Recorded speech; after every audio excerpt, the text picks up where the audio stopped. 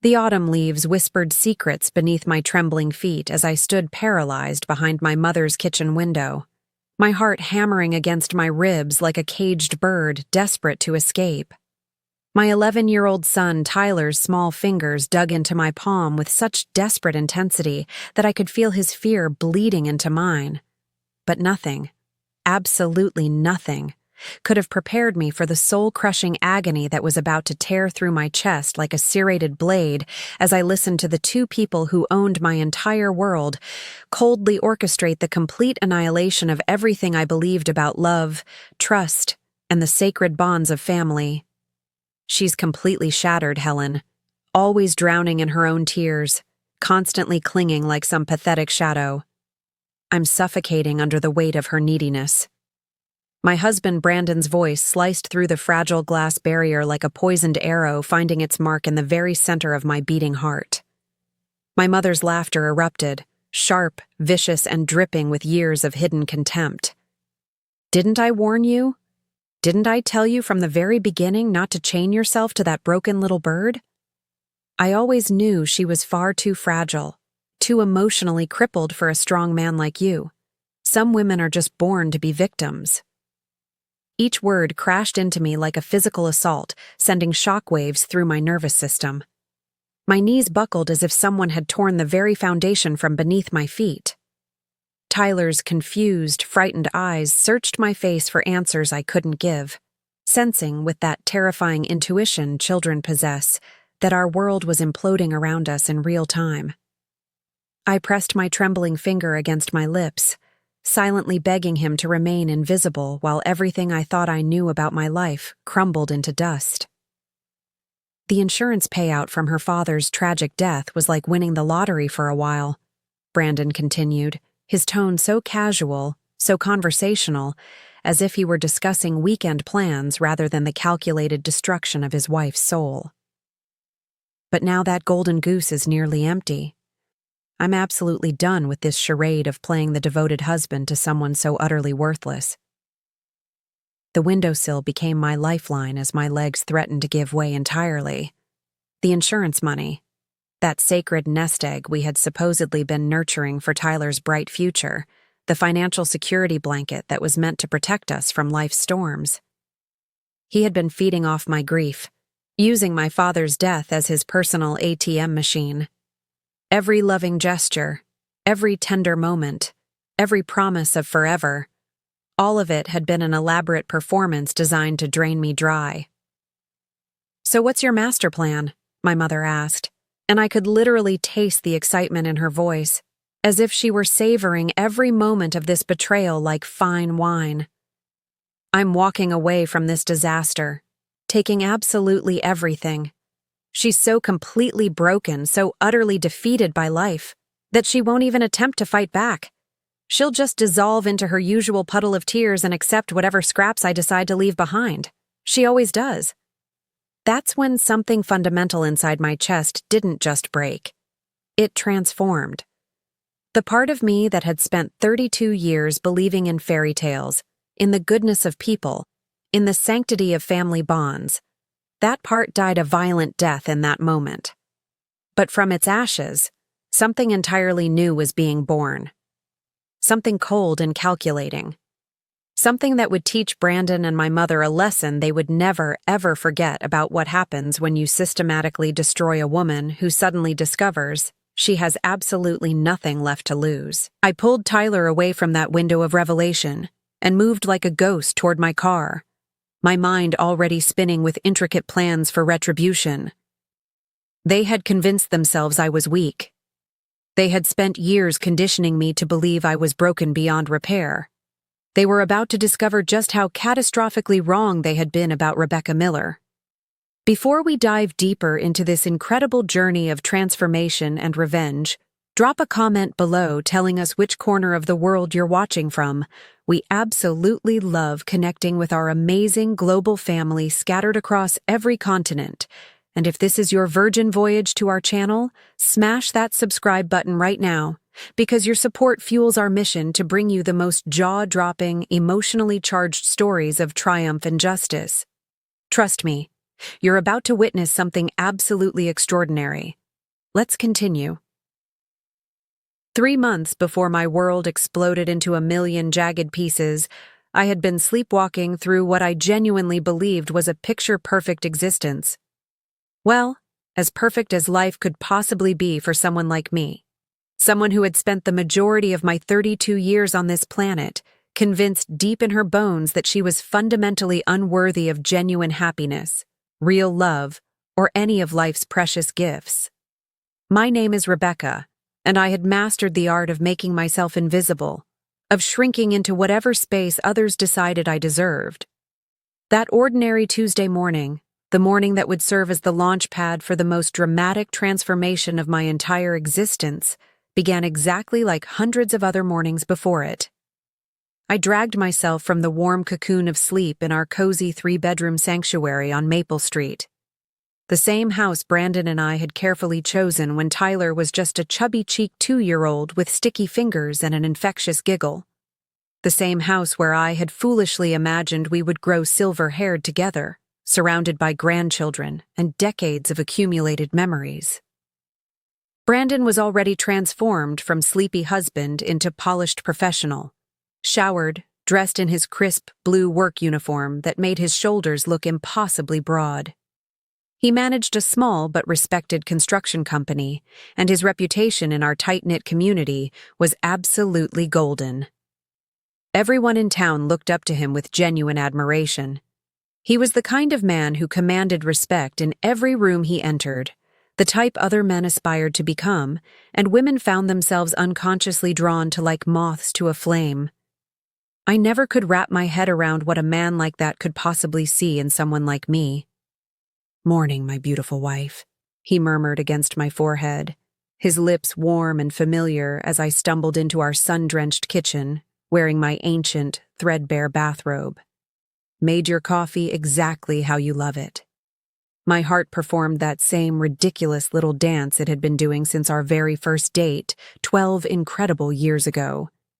Even after weathering every storm life had thrown at us, even through the sleepless nights and financial struggles and all those moments when life felt impossibly heavy, I still felt like the luckiest woman alive to wake up next to Brandon Miller every single morning.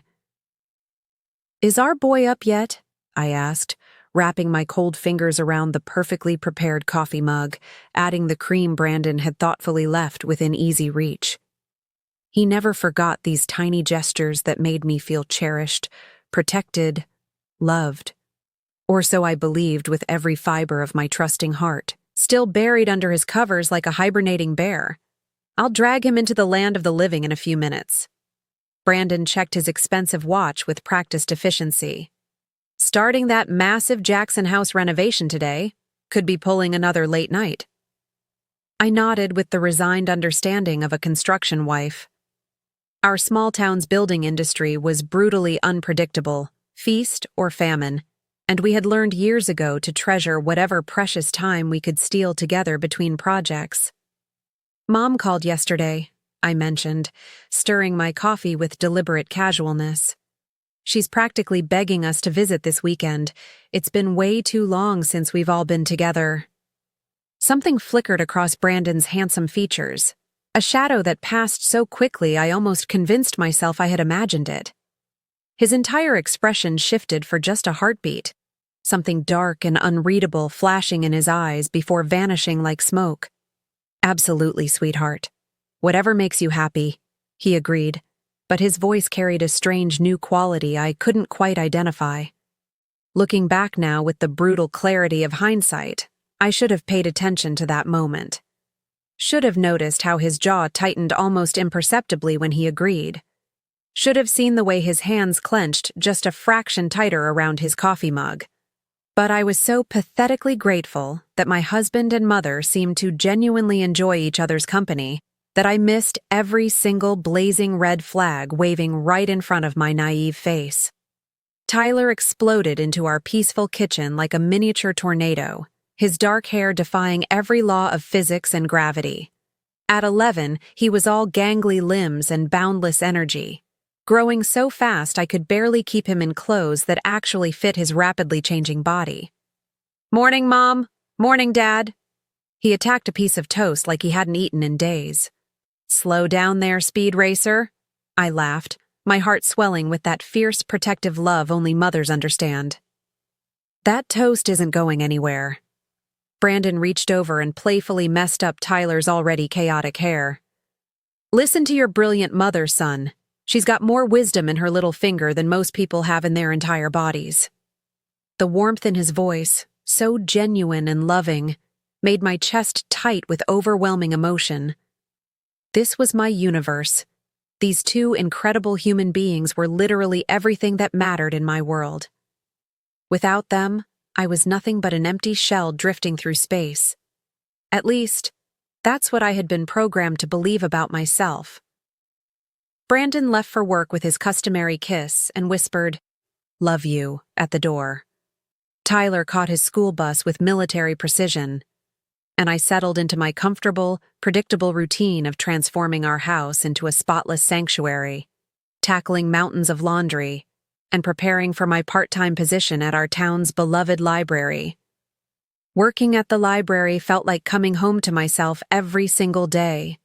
The hushed atmosphere, the endless rows of books holding infinite possibilities, the genuine satisfaction of helping people discover stories that might fundamentally change their lives, just like books had revolutionized mine during the darkest periods of my childhood.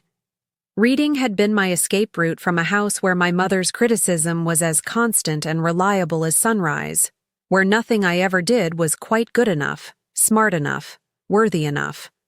Between those magical pages, I had discovered that there were other ways to exist, other ways to breathe, other ways to be human.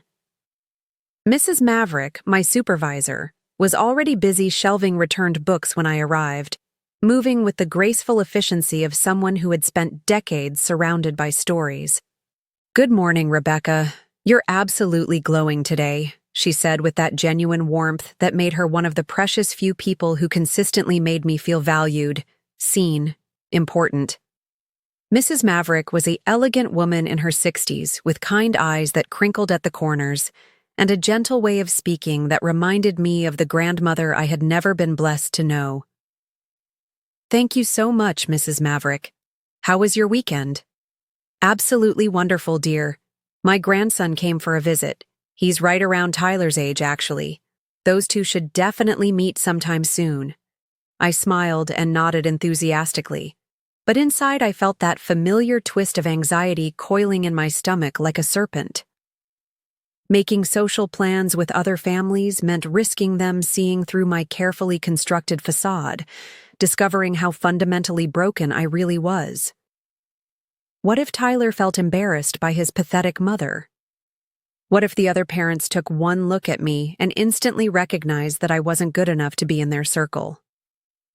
The morning drifted by in peaceful productivity. I helped a frazzled young mother navigate the chaos of selecting picture books for her energetic toddler, assisted an elderly gentleman with his fascinating family genealogy research, and organized the exciting new fiction arrivals with meticulous care. Simple tasks that filled me with purpose, that made me feel useful and necessary in a world that often seemed to have no place for someone like me. I was deep in the meditative process of reorganizing the children's section when I overheard Mrs. Maverick engaged in conversation with Janet, another librarian, by the front desk. Their voices carried that particular tone people use when they think they're speaking privately. "Saw Brandon Miller at the downtown diner yesterday around noon," Janet was saying, her voice dripping with the kind of implications that make small towns simultaneously fascinating and terrifying. "He was with Helen Lincoln. They looked pretty intimate, if you know what I mean." My hands froze completely around the book I was holding, my fingers suddenly unable to remember how to function. Helen Lincoln. That was my mother's full name, the name she insisted everyone use because she thought it sounded more sophisticated than just Helen. "Really?" Mrs. Maverick sounded genuinely surprised. "I had no idea they knew each other that well." "Oh, they definitely know each other very well," Janet continued with that tone people use when they're dancing around scandalous information without actually saying it outright. Body language doesn't lie, if you catch my drift. My heart began hammering against my ribs like it was trying to escape from my chest entirely. There had to be a perfectly innocent explanation. Maybe Brandon had bumped into my mother somewhere and they had decided to grab lunch together. Maybe they were planning some kind of surprise for my birthday or for Tyler. Maybe I was just being paranoid and insecure like always. But something cold and sharp had taken up residence in my stomach, something that whispered warnings I desperately didn't want to hear. I somehow managed to focus on my work for the rest of that eternal day, but Janet's words kept echoing in my mind like a broken record. They looked pretty intimate, if you know what I mean. When I picked Tyler up from school, I almost suggested we drive by the construction site to surprise his dad with a visit, but something held me back, some primitive instinct I couldn't name but couldn't ignore. That evening, Brandon arrived home at almost 10 o'clock, looking genuinely exhausted, his work clothes covered in the dust and grime of a hard day's labor. "Sorry, beautiful. Brutal day on the job site," he apologized, kissing my cheek with distracted affection before heading straight for the shower. "The Jackson project is more complicated than we anticipated." "How's it going overall?" I asked, trying to keep my voice light and supportive. "Really, really well. Should keep us busy and profitable for weeks." But when I glanced out our kitchen window, I noticed something that made my blood run cold. His truck was completely spotless, not a single speck of dust, not a smudge of dirt, nothing that remotely suggested he had spent the day doing intensive construction work in dusty, dirty conditions. That night, as Brandon slept peacefully beside me, his breathing deep and regular, I lay wide awake staring at the ceiling and fighting a war against the dark thoughts creeping into my mind like poison. Brandon loved me. He had chosen me out of all the women he could have had. We had built a good life together, hadn't we? We were happy, weren't we? But doubt, once it plants its roots in fertile soil, grows like a cancer. The next few weeks passed in a surreal haze of forced normalcy. On the surface, everything looked exactly the same as it always had. Brandon went to work every morning. Tyler went to school with his backpack and his lunch money. I went to the library and helped people find the books that might change their lives. We had family dinners most nights, watched movies together on weekends, went through all the motions of being a perfectly content family unit. But underneath that carefully maintained facade, something fundamental had shifted in the very foundation of our world. I found myself becoming hyper-aware of details I had never noticed before, paying attention to tiny inconsistencies that might have meant nothing, or might have meant everything. The way Brandon seemed distracted during conversations, like his mind was somewhere else entirely. How he had suddenly started taking his phone with him everywhere. And I mean everywhere, including the bathroom. The fact that he had mysteriously changed his passcode and now angled the screen away from me whenever he used it, like he was protecting state secrets. Small things, insignificant things, things that could have perfectly innocent explanations. But they were adding up like drops of water eventually filling a bucket. I also started paying closer attention to my mother's behavior, and what I discovered made my skin crawl. She always seemed to know intimate details about Brandon's work projects, details I hadn't shared with her because Brandon hadn't shared them with me. She would ask about him first whenever I called, before even asking about Tyler or me, like his well-being was her primary concern. "How's Brandon handling that massive construction project?" she would ask with seemingly casual interest. But I hadn't told her about any massive construction project because Brandon hadn't mentioned any massive construction project to me. When I casually mentioned this strange phenomenon to Brandon, he just shrugged with practiced nonchalance. "Probably heard it around town, you know. Riverside's the kind of place where everyone knows everyone else's business before they know it themselves." That was absolutely true. Our small town operated on gossip and shared information like a living organism. But something about his explanation felt hollow, like he was reading from a script. Then came the day that would serve as the catalyst for everything that followed. A day that would reveal the true scope of the betrayal surrounding me like invisible walls. It was a crisp Thursday in early November, the kind of day when the air itself seems to crackle with possibility. Tyler had a half day at school because of parent-teacher conferences, and I had taken the afternoon off from the library to spend precious one-on-one time with my son. "Can we go visit Grandma Helen?" Tyler asked as we sat at our kitchen table sharing a perfectly grilled cheese sandwich, the melted cheese stretching between our bites like golden bridges. My mother had always insisted that Tyler call her Grandma Helen instead of just Grandma. She claimed it sounded more refined, more sophisticated. I had always thought it sounded cold and distant, but I had never found the courage to argue about it. "I don't know, sweetheart. We should probably call first to make sure she's home and available for visitors." But when I tried calling my mother's landline, the phone went straight to her impersonal voicemail. Her cell phone did exactly the same thing, which was unusual because my mother was practically attached to that device. "Maybe she's out shopping or running errands," Tyler suggested with the optimistic logic of childhood.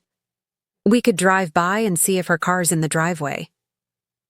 My mother lived about 20 minutes away in the house where I had spent my childhood, a small, meticulously maintained place with a garden she was incredibly proud of and neighbors she had known for 3 decades. "All right," I agreed, feeling adventurous. "But if she's not home, we'll just head back and try again another day."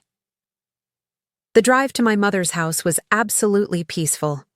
Tyler chattered excitedly about his school friends and upcoming projects while I half listened, mostly enjoying the stunning fall scenery.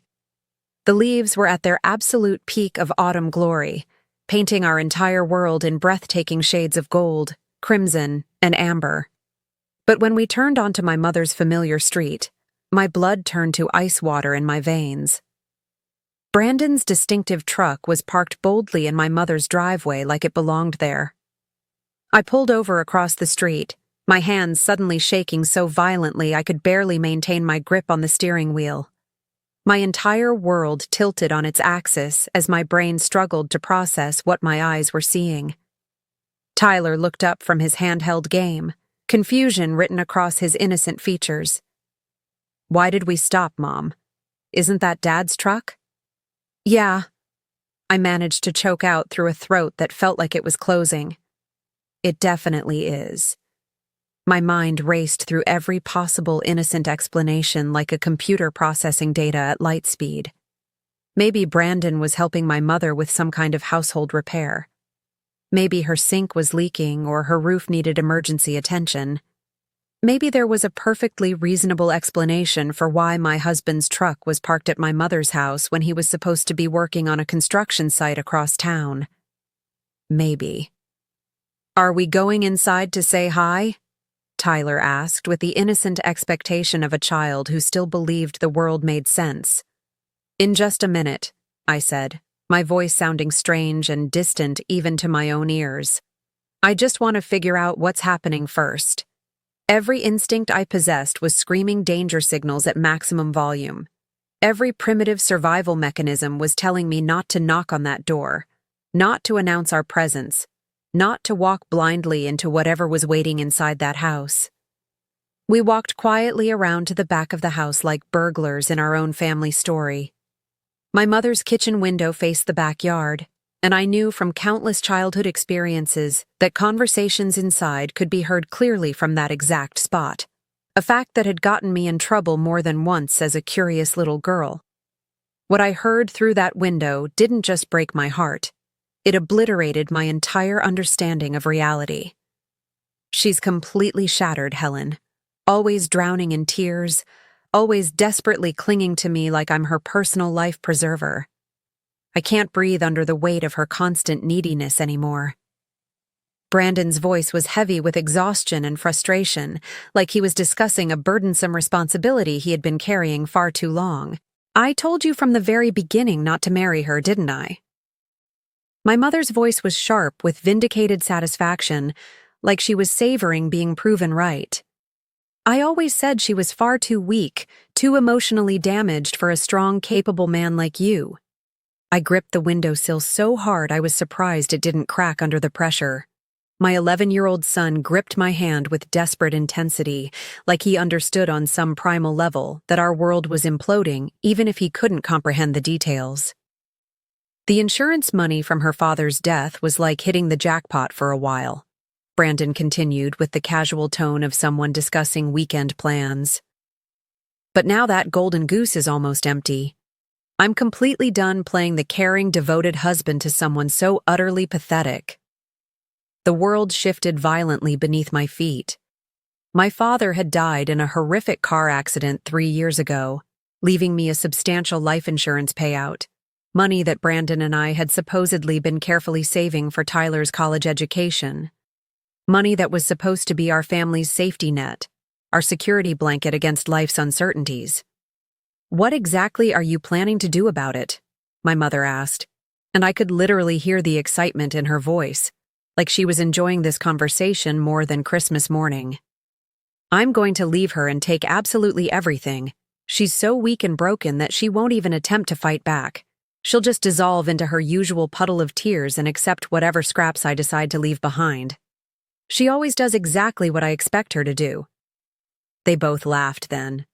Actually laughed about my pain, my weakness, my trusting nature. Like my suffering was the most entertaining thing they had experienced in months. "When?" my mother asked with barely contained eagerness. "Soon. Maybe right after the holidays. I don't want to completely destroy Tyler's Christmas. The kid doesn't deserve to suffer for his mother's weakness." "You're too soft," my mother said with disgust. "She's been a crushing disappointment since the day she was born. Weak and pathetic just like her father. At least he had the decency to die and leave her some money to make up for her uselessness." That was the moment when something inside me didn't break. It transformed completely.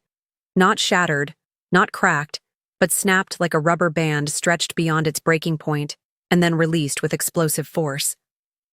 My father had been a kind, gentle soul who loved literature and had spent my entire childhood telling me that I was worthy of love, that I deserved happiness, that I was valuable exactly as I was. My mother had spent those same years systematically destroying every ounce of self-worth he had tried to build in me, constantly comparing me unfavorably to other children, relentlessly informing me that I wasn't smart enough, pretty enough, strong enough, good enough for anything truly wonderful. I had believed her completely.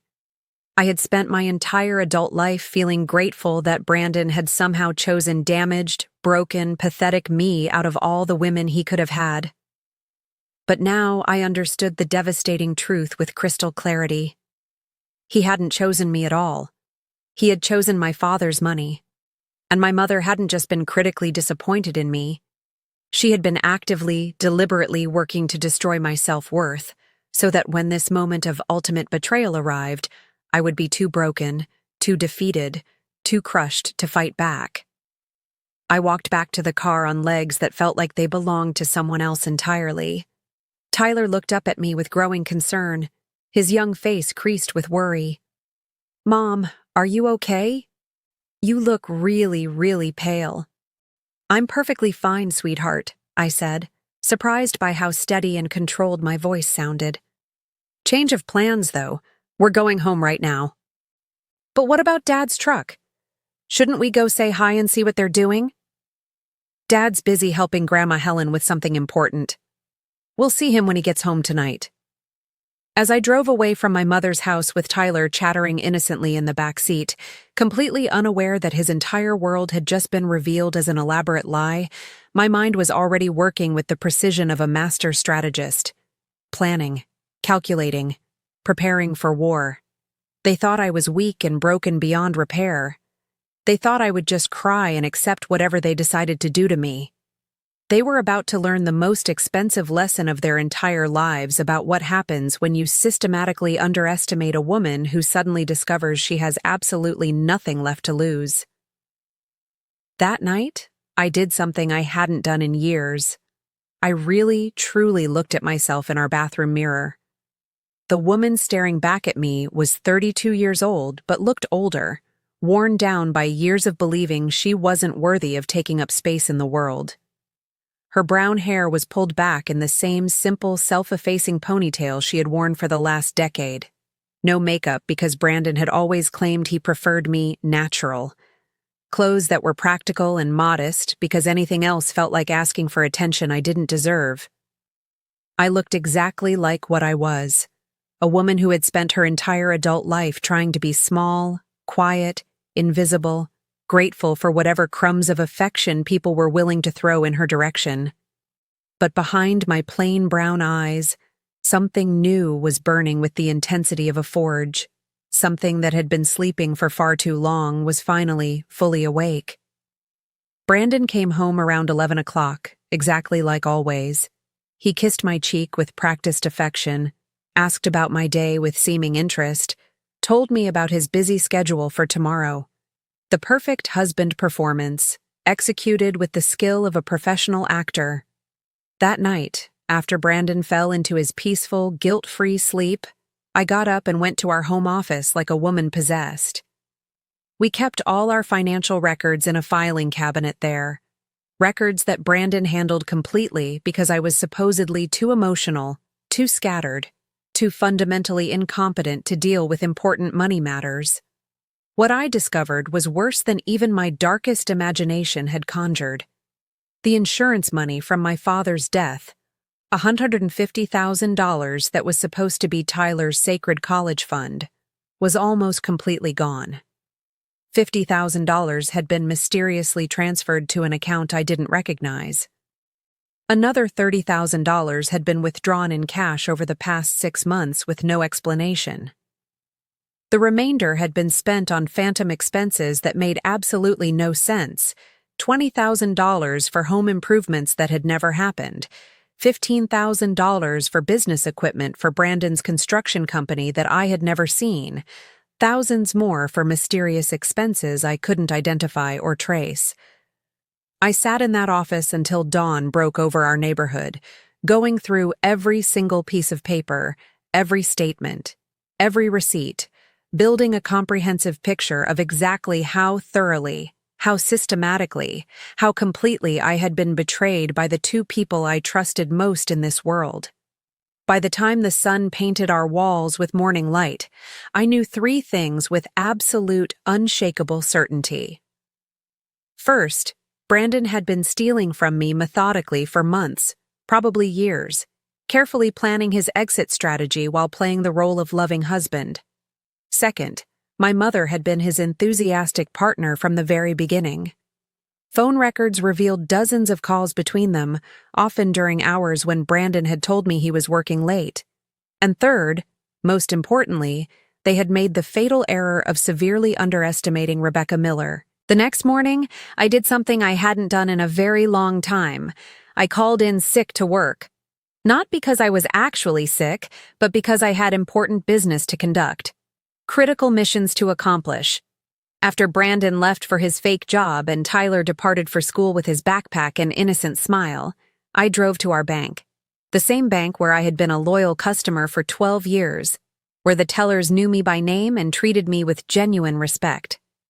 "Good morning, Mrs. Miller," said Janet, the head teller, with her usual warm smile. "How can we help you today?"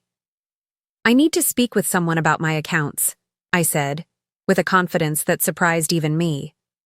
All of them, every single one. What I learned in that meeting changed absolutely everything. The mysterious account I didn't recognize, the one containing $50,000 of my father's insurance money, was a joint account belonging to Brandon and my mother. They had opened it 3 months ago, right around the time I had started noticing Brandon's strange behavior. "This is definitely your signature on the authorization to move funds," Mr. Thompson, the bank manager, explained with professional concern. "But if you don't remember signing this document, we might have a serious problem on our hands." "I remember now," I lied with smooth confidence that amazed me. "I just wanted to verify the current balance and make sure everything was in order." Mr. Thompson looked visibly relieved.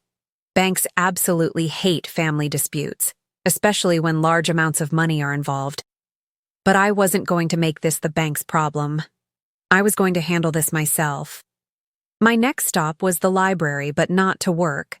I needed to use the public computers for research that couldn't be traced back to my home computer, research that would give me the weapons I needed for the war I was about to wage. I spent hours learning everything there was to know about divorce law in our state, about asset division and child custody regulations, about what happens when one spouse can prove the other has been systematically hiding money and assets. But more importantly, I educated myself about criminal law, the kind that deals with fraud, embezzlement, and theft. Taking money from joint accounts without permission, even between spouses, was still theft if it could be proven that the money had been obtained through deception and lies. And I could prove that beyond any reasonable doubt. By the time I picked Tyler up from school, I had the foundation of a plan that would not only get my money back, but would ensure that Brandon and my mother paid the ultimate price for what they had done to me. But I had to be strategic, patient, absolutely brilliant about it. They thought I was weak and emotional and predictable. That was going to be my greatest advantage. "How was school today, sweetheart?" I asked Tyler as we drove home through the afternoon sunshine. "Really good. We're learning about the Revolutionary War in history class. Did you know that sometimes the colonists pretended to be completely loyal to the British while they were actually secretly planning to fight them? Out of the mouths of babes. That's very interesting, Tyler. Sometimes the best way to win a war is to let your enemies think they've already won while you're preparing your real attack." That night, I cooked Brandon's absolute favorite dinner, pot roast with perfectly seasoned potatoes and carrots. I wore the red dress he had complimented me on during our anniversary dinner. I smiled and laughed at his jokes with genuine-seeming delight, and asked about his day with what appeared to be sincere, loving interest. "You seem unusually happy tonight," he said, reaching over to squeeze my hand with what I now recognized as calculated affection. "I am happy," I said, and it wasn't entirely a lie. I really, truly am. For the first time in months, maybe years, I had a purpose, a plan. A reason to get up in the morning that had nothing to do with making myself small enough to fit into other people's expectations. "I was thinking," I continued with carefully casual tone, "maybe we should invite my mother over for dinner this weekend. It's been way too long since we all spent quality time together as a family." Something flickered in Brandon's eyes, surprise, calculation, maybe even a hint of panic. But his response was smooth as silk. "That sounds absolutely perfect, sweetheart. I'm sure Helen would love that." Helen. Not your mother or mom, like he usually said. Helen, like they were intimate friends, like they knew each other in ways that had nothing to do with me, which of course they did. "I'll call her tomorrow and set everything up," I said, with the enthusiasm of a woman planning a lovely family gathering instead of an elaborate trap. That night, as Brandon slept peacefully beside me, completely unaware that his world was about to explode, I stared at the ceiling and planned with the precision of a military strategist. Phase 1 was information gathering, and that was nearly complete.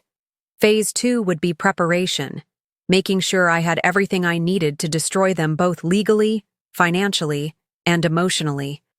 But Phase 3 would be the most crucial part. That would be ensuring they both understood exactly what they had lost when they made the fatal decision to underestimate Rebecca Miller. In the darkness of our bedroom, I smiled for the first time in weeks. Not a sad smile, not a desperate smile, but the smile of a woman who had finally discovered her own power. The phone call to my mother the next morning was a masterpiece of psychological manipulation. "Mom," I said, letting my voice carry just the right amount of uncertainty and neediness.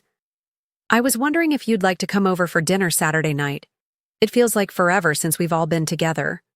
"Oh, that sounds absolutely lovely, sweetheart," she said, and I could practically hear the satisfaction radiating through the phone line. Poor, pathetic Rebecca, reaching out for family comfort she didn't deserve, playing right into their hands. "Is everything all right, dear? You sound a little down." "I'm fine," I said, injecting precisely the right amount of false cheerfulness into my voice. "Maybe just a little tired lately. Brandon's been working such long hours on this big project, and I feel like I barely see him anymore." "Men work hard to provide for their families, Rebecca. You should be grateful instead of complaining about it." The casual cruelty in her tone was so familiar, I almost missed its significance. But this time, instead of making me feel small and ashamed, it fueled the fire burning in my chest. "You're absolutely right, of course. I just miss spending time with him, you know?" Well, a good wife finds ways to keep herself busy instead of burdening her husband with selfish neediness. Marriage requires sacrifice, Rebecca. You're absolutely right. I'll see you Saturday around 6. Perfect. Should I bring anything special? Just yourself, Mom. That's all we need. After I hung up, I sat in my kitchen and marveled at how effortless it was to play the role they expected: the weak, grateful daughter, the needy, pathetic wife. I had been performing that character for so long, I had forgotten it was just an act. But now that I was acting consciously, deliberately, I could see exactly how they had been manipulating me for years. Every criticism disguised as helpful advice. Every backhanded compliment designed to keep me grateful for attention I didn't deserve. Every moment they had made me feel like I was lucky to be tolerated instead of truly loved. The rage that filled me then was clean and cold and absolutely purposeful. My next stop was an electronics store where I bought a small digital recorder, the kind college students use for lectures. Then I visited another shop and purchased a tiny wireless camera marketed for home security systems. If Brandon and my mother wanted to have secret conversations, I was going to make absolutely certain I had evidence of every single word. That afternoon, I did something else I hadn't done in years. I went shopping for myself. Not practical clothes designed to help me fade into the background. Not modest, conservative outfits chosen to avoid drawing attention. I bought a black dress that actually celebrated my figure instead of hiding it. I bought makeup that would bring out my eyes and make them impossible to ignore. I even bought a pair of heels that made me feel taller, stronger, more confident. The woman in the dressing room mirror looked like a complete stranger, like someone who might actually believe she deserved good things in life. When I got home, I hid my purchases in the very back of my closet and returned to being the old Rebecca, at least on the surface. Saturday arrived with the inevitability of a storm front. I spent the day cleaning our house with obsessive attention to detail and preparing dinner exactly like I had hundreds of times before. But this time, I also spent time strategically positioning my equipment. The wireless camera went in the living room, disguised as a decorative piece on the mantel where it could capture everything. The digital recorder went in my pocket, already activated and ready. Brandon arrived home from his fictional work at 5:30, giving us just enough time to prepare before my mother's arrival. "You look really nice tonight," he said when he found me in the kitchen checking on the roast. I was wearing one of my old outfits, simple slacks and a plain sweater. Nothing that would indicate any change in my personality or circumstances. "Thank you," I said, smiling at him the way I always did, like his approval was the most important thing in my universe. My mother arrived exactly at 6 o'clock, carrying an expensive bottle of wine and wearing an outfit that probably cost more than I usually spent on clothes in an entire year. She hugged me and kissed my cheek with practiced maternal affection. "Rebecca, darling, you look tired. Are you getting enough sleep?" The first strike, delivered with surgical precision, a criticism disguised as motherly concern, designed to make me feel self-conscious and inadequate from the very first moment. "I'm fine, Mom. Just busy with Tyler and work and everything." "Well, you know what they say.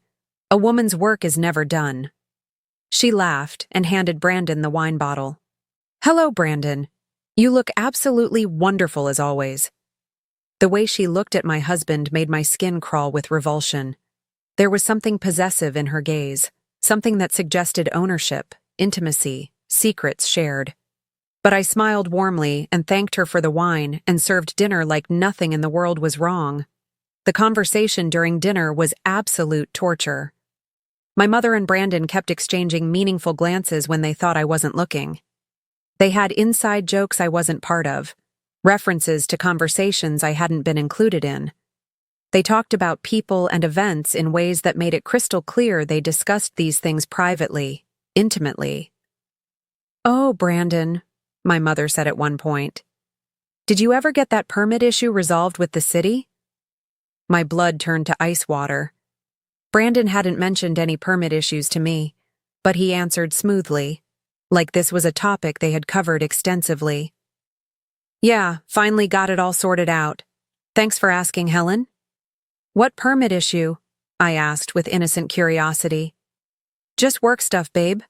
Nothing you need to worry your pretty head about." But my mother was nodding like she knew exactly what permit issue he was referring to, like she had been intimately involved in helping him solve it. After dinner, I excused myself to get dessert from the kitchen. While I was gone, I could hear them talking in low, intimate voices in the dining room. I couldn't make out specific words, but the tone was familiar, comfortable, like lovers sharing secrets. When I returned with the pie, they were sitting just a little too far apart, like they had been much closer before they heard my footsteps. "This looks absolutely delicious, sweetheart," Brandon said, but his smile seemed forced, artificial. The rest of the evening passed in a blur of meaningless small talk and fake smiles. My mother left around 9 with another hug and kiss that felt like acid burning my skin. "Thank you for such a lovely evening, dear. We should definitely do this more often."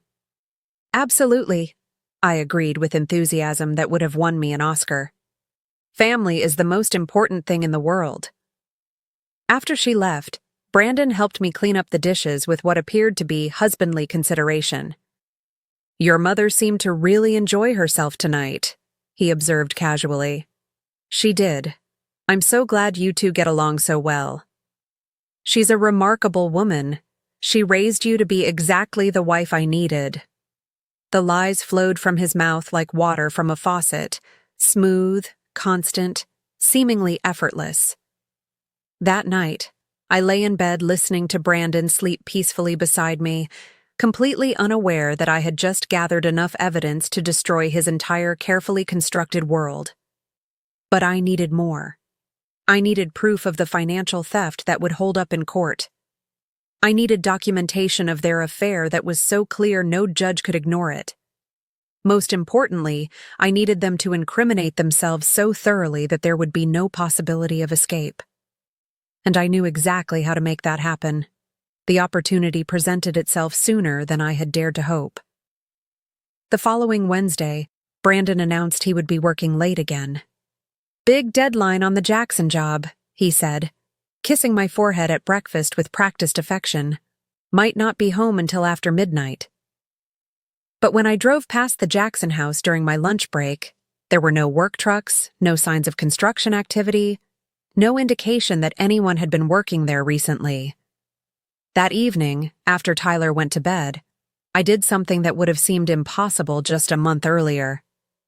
I got in my car and drove to the construction yard where Brandon kept his equipment. His truck was nowhere to be seen. The lights were off. There was no sign of activity whatsoever. From there, I drove to my mother's house with the stealth of a professional spy. Brandon's truck was parked in her driveway like a declaration of ownership. This time, I was completely prepared. I parked 2 blocks away and walked back through the shadows, staying invisible. I had my digital recorder in one pocket and my phone in the other, ready to document everything. The conversation I overheard that night was the final nail in their coffin. "When are you finally going to tell her?" My mother's voice was sharp with impatience, like she was tired of waiting for Christmas morning. "Right after the holidays, exactly like we planned. I promised Tyler I'd make sure he has one last good Christmas before his world changes." "You're being too soft. She doesn't deserve that kind of consideration." "Look, Helen, I know you're eager to get this over with, but I have to think about my son. This is going to devastate him." Your son will be infinitely better off without that pathetic woman dragging him down into her pit of weakness. You both will be. There was a long pause, then Brandon's voice again, quieter, but clearly audible. Sometimes I think about what our life could have been like if I had chosen you from the very beginning, instead of settling for her out of convenience. My mother's laugh was low and pleased, like a cat purring over cream. Better late than never, darling. Once you're finally free of her, we can be together the way we should have been all along, the way we were meant to be. The way we should have been all along. The words hit me like a physical assault. This wasn't just about money or convenience or opportunity. They had been in love with each other for years, maybe decades. My entire marriage had been a lie from the very first day. Have you figured out how to access the rest of her money? My mother asked with the casual tone of someone discussing grocery shopping. Most of it's already been transferred to our joint account. She's so trusting, so naive. She signs whatever I put in front of her without even reading it. The house will require more sophisticated work, but I've been forging her signature on refinancing documents for months. By the time I file for divorce, there won't be anything left for her to fight over. What about Tyler's custody? Brandon's laugh was cold and calculating. I'll get full custody, no question. Who's going to award a child to a woman with a documented history of depression and mental instability? Does she actually have a history of that? She will by the time my lawyer finishes building the case against her. The pieces fell into place with sickening clarity. The way Brandon had been encouraging me to see a therapist for my anxiety issues. The way he had been carefully documenting my emotional moments, times when I had cried or gotten frustrated, perfectly normal human reactions that any reasonable person would understand. He had been systematically building a case against me for months, maybe years, creating a paper trail that would paint me as an unfit mother when the time came to destroy my life completely. I recorded 20 more minutes of their conversation, documenting their detailed plans to destroy my reputation, steal every penny I had, and take my son away from me forever. By the time I crept away from that house like a shadow, I had enough evidence to bury them both so deep they would never see daylight again. But I still wasn't ready to show my hand. I wanted them to dig their hole even deeper. The next morning, I made 3 phone calls that would change the trajectory of my entire existence. The first was to a divorce lawyer in the next town over, someone Brandon wouldn't know, someone who had no connection to our local community where everyone knew everyone else's business. I need to document spousal financial fraud and develop a comprehensive divorce strategy, I told her with newfound confidence. And I need absolute confidentiality until I'm ready to proceed with nuclear options. The lawyer, a sharp woman named Daisy Walsh with a reputation for absolutely destroying cheating husbands, agreed to meet with me that very afternoon. The second call was to a private investigator Daisy recommended, someone who specialized in adultery cases and financial crimes, someone who knew how to gather evidence that would hold up in court. The third call was to my bank, but not to Mr. Thompson. I asked to speak with his supervisor, a woman named Carol Stevens who handled fraud investigations. I believe my husband has been systematically forging my signature on financial documents, I told her with steady determination. I need to document this comprehensively, but I don't want him to know I'm investigating until I'm ready to strike. Carol was professional and sympathetic. We can definitely help you build an airtight case, Mrs. Miller. How soon can you come in to start the process? By Thursday afternoon, I had a paper trail documenting every illegal thing Brandon had done with our money. I had photographs of him at my mother's house when he was supposed to be working.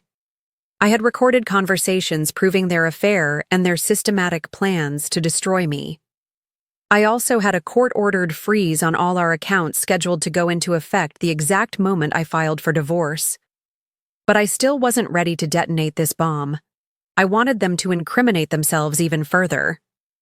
Friday evening, I cooked Brandon's favorite dinner again.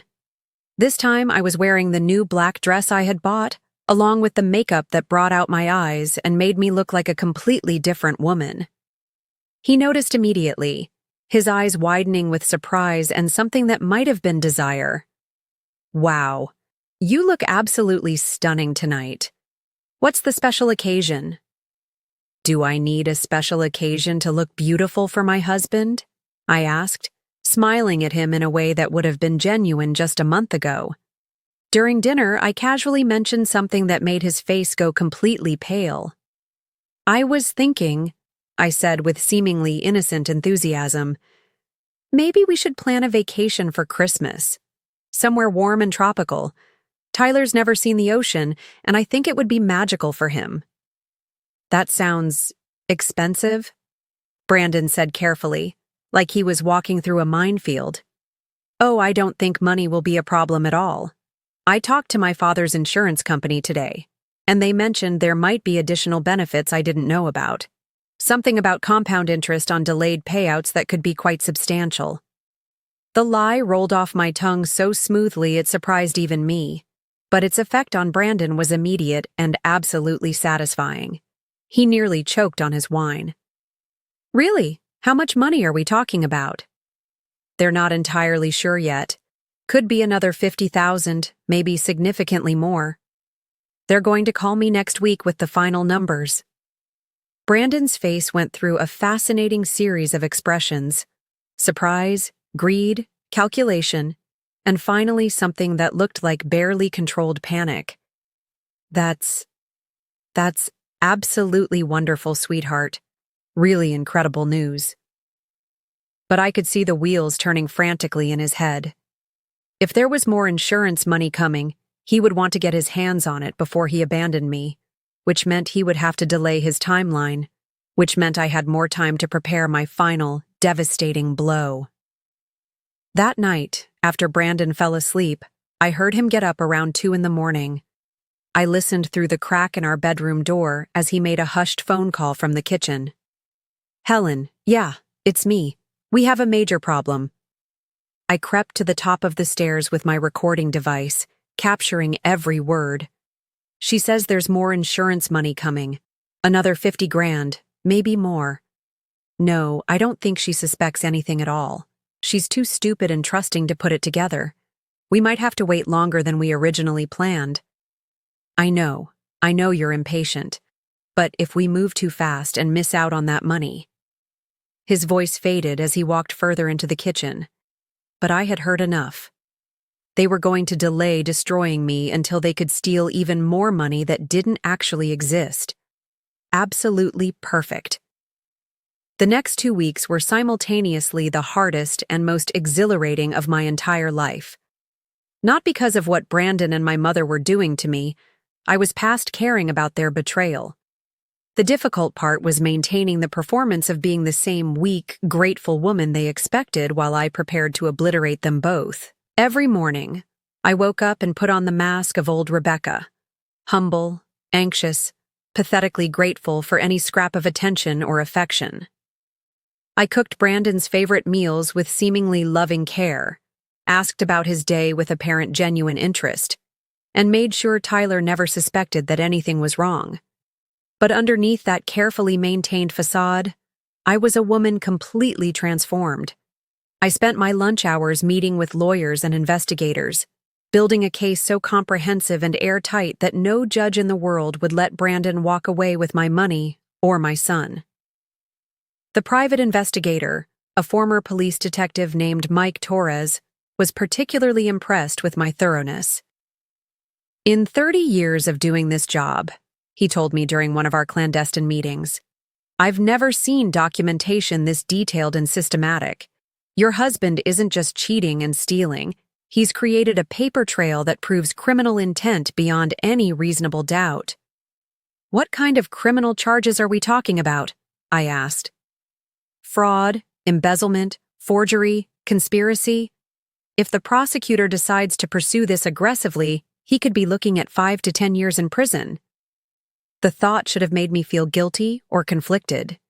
This was the father of my child, the man I had loved for 12 years of my life. But all I felt was cold, pure satisfaction. Meanwhile, Brandon was getting more nervous and agitated by the day. The imaginary insurance money I had mentioned was supposedly being processed by the company, and he kept asking when I expected to hear back from them. "These things take time," I would tell him with perfect innocence, but they assured me it would be worth the wait. My mother was getting impatient too. She started calling more frequently, always asking about the insurance money in that casual way that wasn't casual at all. "Any word from the insurance company yet, dear?" "Not yet, Mom, but hopefully very soon." "Well, you know what they say? Good things come to those who wait." If only she knew how prophetic those words were going to prove to be. The break I had been waiting for came on a Thursday evening in early December. Brandon announced he would be working late again, but this time he made a fatal mistake. "The Jackson job is behind schedule," he said with practiced sincerity. "Might have to work all weekend to catch up with the deadline." But I had driven past the Jackson house that very afternoon. It was completely finished, with the family already moved in and children playing in the yard. That night, I followed him again. But instead of going to my mother's house, he drove to a seedy motel on the outskirts of town. The kind of place people went when they absolutely didn't want to be seen or recognized. My mother's car was already in the parking lot, waiting like a faithful dog. I parked across the street in the shadows and waited with the patience of a hunter. Through the window of room 237, I could see two figures moving around in what was obviously intimate familiarity. The private investigator had given me a camera with a telephoto lens, and I used it to document everything with scientific precision. Brandon's truck in the motel parking lot. My mother's car parked right next to it. The timestamp showing it was 8:47 p.m. on a Thursday when he was supposed to be working overtime. But the real evidence came when they finally emerged from the room together. They were so comfortable with each other, so casually intimate. Brandon had his arm around my mother's waist, like it belonged there. She was laughing at something he had said, looking up at him with obvious affection and satisfaction. They looked like a real couple, a couple who had been together for a very long time. I took pictures of everything, then drove home and uploaded them to the encrypted folder the private investigator had set up for me. When Brandon came home at midnight, I was waiting up with a cup of tea and a concerned, loving expression. "Long day?" I asked with sympathetic sweetness. "Absolutely exhausting, but we're making real progress finally." "That's wonderful. I worry about you working so hard." He kissed the top of my head with what I now recognized as completely fake affection. "You're too good to me, Rebecca." If he only knew what was coming. The next morning, I made the call I had been preparing for weeks. "Daisy, it's Rebecca Miller. I'm ready to file everything, today." "Are you absolutely certain? Once we start this process, there's no going back. No changing your mind." "I'm completely sure. I want to file today, and I want the account freeze to go into effect immediately." "Consider it done. Can you be at my office at 2 o'clock? I'll be there with bells on." Before I left for the lawyer's office, I did one final thing. I called the construction company Brandon claimed to be working for and asked to speak with the foreman of the Jackson job. "Jackson job?" The man sounded confused. "That project was finished 2 weeks ago. Been done since mid-November." "Oh, I'm sorry. I must have misunderstood. My husband, Brandon Miller, said he was working there this week." "Brandon Miller? We don't have any jobs running this week at all. Slow season, you know." The final piece of the puzzle clicked into place with satisfying precision. Brandon didn't just work for a construction company, he owned a small one. But business had been devastatingly slow, and instead of telling me the truth, he had been pretending to have steady work while he systematically stole my money and planned his escape with my mother. At 2 o'clock sharp, I sat in Daisy Walsh's office and signed papers that would destroy my husband's life as thoroughly as he had tried to destroy mine.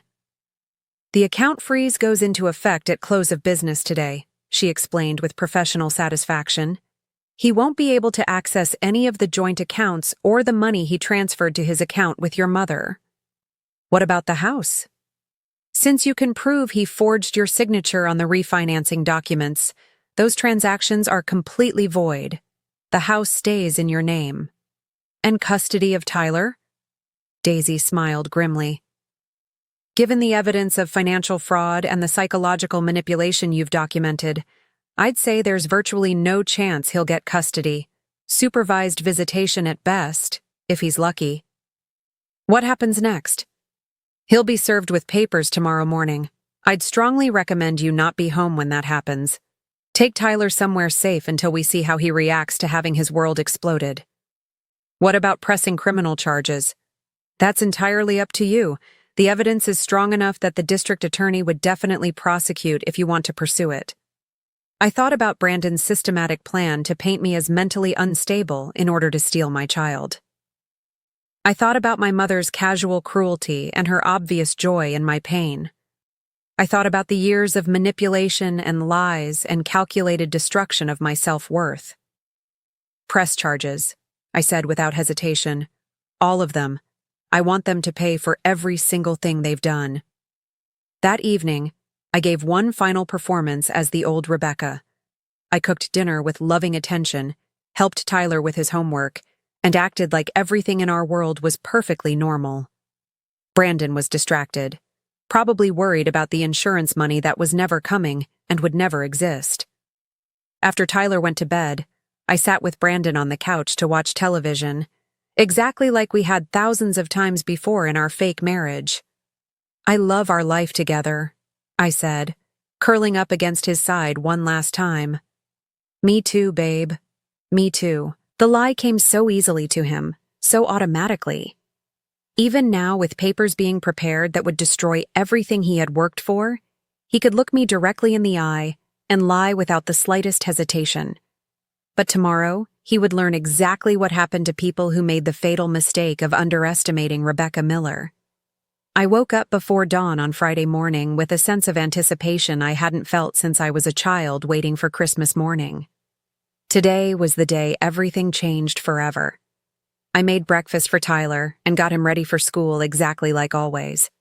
Brandon had already left for his fictional job, which meant he had probably gone to my mother's house to continue planning my destruction. At 8:30, I drove Tyler to school and gave him an extra long hug. I love you so much, sweetheart, I told him with fierce intensity. I love you too, Mom. Are you okay? You seem different lately. Smart boy. Too smart for his own good sometimes. I'm fine, baby. Better than fine. Everything's going to be perfectly okay. After dropping Tyler off, I drove to a coffee shop across town and settled in to wait for the show to begin. Daisy had texted me that the process server would deliver the papers between 9 and 10 o'clock. At 9:47, my phone rang. Mrs. Miller, this is Officer Johnson with the Riverside Police Department. Your husband asked us to call you. My heart started racing with excitement, but I kept my voice calm and concerned. Is everything all right, officer? Well, ma'am, your husband was served with some legal papers this morning, and he's pretty upset. He's making some serious accusations about you, and we wanted to get your side of the story. What kind of accusations? He says you've been acting erratically lately, that you've been lying about insurance money and trying to manipulate him. He's concerned about your mental state and thinks you might be dangerous. I almost laughed out loud. Even now, even when his carefully constructed world was crashing down around him, Brandon was still trying to play the concerned husband card, still trying to paint me as the crazy, unstable wife. Officer Johnson, I think you should know that those papers are divorce documents I filed, because I discovered my husband has been systematically stealing from our joint accounts and having an affair with my mother. There was a long, stunned pause. Your mother? Yes. I have extensive documentation of both the financial fraud and the affair. I'd be happy to share it with you if needed. Ma'am, would you be willing to come down to the station to give a statement? Of course. I'll be right there. The police station was a 10-minute drive from the coffee shop. When I walked in, I could hear Brandon's voice echoing from somewhere in the back of the building, loud and increasingly desperate. She's been acting completely crazy for weeks. This is all in her head. She's making things up. Officer Johnson met me at the front desk. He was a middle-aged man with kind eyes and a professional demeanor that immediately put me at ease. Mrs. Miller, I'm Bob Johnson. Thank you for coming in so quickly. He led me to a small interview room where I spent the next hour methodically laying out my entire case. The financial records showing Brandon's systematic theft, the photos of him at the motel with my mother, the recordings of their conversations planning my complete destruction. Officer Johnson's expression grew more serious and disturbed with each piece of evidence I presented. Mrs. Miller, this is incredibly extensive. You've been documenting this betrayal for weeks. I wanted to make absolutely sure I had everything I needed to protect my son and myself. What you've shown me here constitutes serious criminal fraud, probably embezzlement. Are you prepared to file formal charges? Yes, I am. Absolutely. What about your mother? She's clearly deeply involved in this conspiracy. I want charges filed against her as well. She's probably at her house or at that motel where they've been meeting like teenagers. We'll find her. In the meantime, is there somewhere safe you can stay? Mr. Miller is... well, let's just say he's not taking this revelation very well. I thought about Tyler, who would be getting out of school in a few hours, about the house that was legally mine, but might not feel safe anymore. I'll figure something out. Officer Johnson handed me his card. Call me immediately if you need anything. And Mrs. Miller, what you did here, documenting everything so thoroughly and systematically, that took incredible courage. Courage. It was the first time in my adult life that anyone had called me courageous. I left the police station and drove directly to Tyler's school. It was only noon, but I needed to see him, to hold him, to remind myself why I was doing all of this. I found him at lunch and asked his teacher if I could speak with him privately. Tyler, sweetheart, I need to tell you something very important. His face immediately became serious, like he was preparing for bad news. Is Dad okay? Dad is going through some very difficult things right now, and we're probably going to need to stay somewhere else for a few days while the grown-ups sort everything out. Are you and Dad getting divorced? The question hit me like a punch to the stomach. I had been so focused on my revenge that I had almost forgotten this would devastate Tyler too. Yes, baby, we are. Tyler was quiet for a long moment, methodically picking at his sandwich. Is it because of Grandma Helen? I nearly fell off the cafeteria bench. What do you mean by that? I heard them talking on the phone sometimes, when Dad thought I was asleep. They sounded like they really liked each other more than family is supposed to. My 11-year-old son had figured out what I had been too blind and trusting to see for months. Tyler, I need you to know that none of this is your fault, okay? Sometimes adults make terrible choices, but that doesn't mean they don't love their children. Do you still love Dad? It was the hardest question anyone had ever asked me. A month ago, the answer would have been an automatic, unquestioning yes. I love the man I thought your father was, I said carefully. But it turns out he wasn't who I thought he was. Are we going to be okay? I pulled my son into my arms and held him as tightly as I could. We're going to be better than okay, baby. I promise you that with everything I have. That afternoon, I checked us into a hotel across town. Nothing fancy or expensive, just a clean, safe place where Tyler and I could figure out our next steps in peace. My phone had been buzzing constantly with calls and texts all day, some from Brandon, ranging from angry to pleading to threatening. Some from my mother, mostly variations on, "How could you do this to your own family?"